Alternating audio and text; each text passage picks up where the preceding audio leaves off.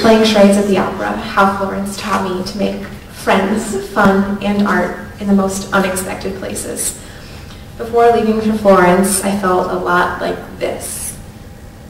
I was tired, moody, and overwhelmed with deadlines, to-do lists, and that inevitable, irksome inquiry, what are you going to do for the rest of your life? Frankly, I was bored. I had ceased to find the beauty and the silliness in life's little secrets and surprises, and I forgot to take my nose out of a textbook for long enough to notice the little things like cloud animals and smiling faces. Upon arriving in Italy after an unexpected night in Switzerland, which some might call a setback, but which I can now call an adventure, my attitudes changed from jaded to enthusiastic. Of the many things I brought back from Florence, those that remain with me are the friends, the fun, and the art. My first day in Italy, I met Tori and Nathan, and I knew immediately that our friendship would last. Who knew that I would have to travel halfway around the globe to find people who shared my affinity for graffiti stamps? We were wandering about the city and stumbled upon this image, and instantly the three of us jumped in front of the camera to imitate it.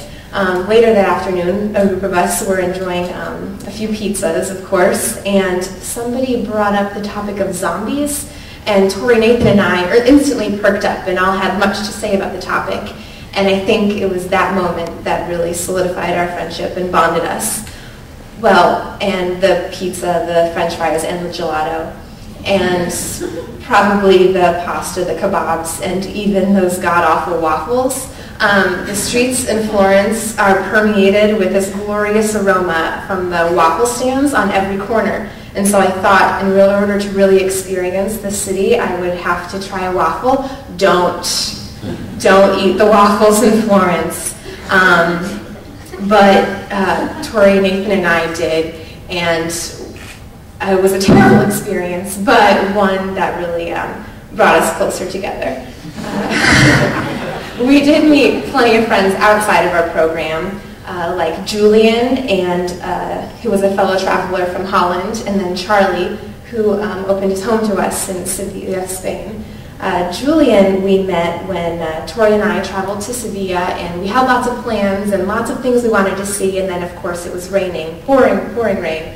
And so we ducked into a Starbucks to warm up and dry off, and that's where we met Julian, who was traveling through Europe alone and just looking for some friends and somebody who had a good idea of how to spend his time there. And so we were fast friends and ended up going to a flamenco show that night together. And then when Tori and I left, we introduced Charlie and Julian. Charlie gave Julian a place to stay for a few nights, free of charge, and none of us predicted the events that would take place in Spain, but it all turned out for the best. And it's these little twists and surprises like this that really made the adventure worthwhile, I think. The best aspect of my experience was meeting my fellow American students, hospitable natives, and the adventures passing through.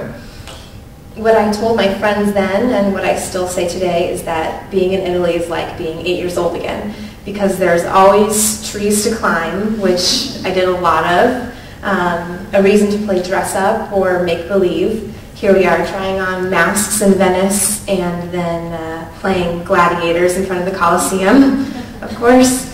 We even played charades at the opera. We especially played dress up and make believe on Halloween. When we found out our host family didn't celebrate Halloween, we brought the holiday into their home. That night, Tori and I headed down to the center of the city to meet some friends and celebrate the holiday, and we were all dressed up on the bus, and there were a group of women just pointing and laughing at us, taking pictures and videotaping us, so you could probably find us on YouTube somewhere. But again, another reason just to giggle and roll with the punches. Behind our house is actually this mysterious tower, which we were certain was prison to a beautiful princess whom we were destined to rescue. So we left home one day to go exploring and find out what was in this tower, but we got distracted, sidetracked when we decided to trespass into this hotel garden, which was gorgeous, and we spent the afternoon there just taking pictures and pretending to be in an enchanted forest.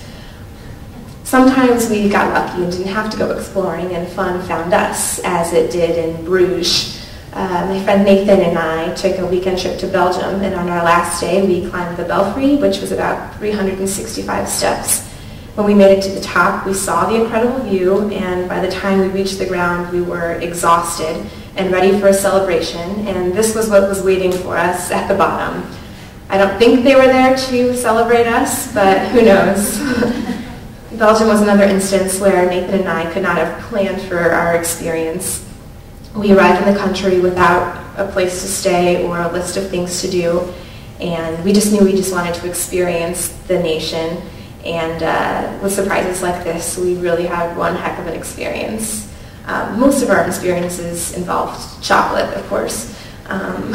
We spent a lot of time in Belgium, and everywhere we went eating, of course, and then playing, climbing, and exploring, but mostly we danced a lot, even in the Pantheon and in front of the Louvre, which brings me to my next segment, the art.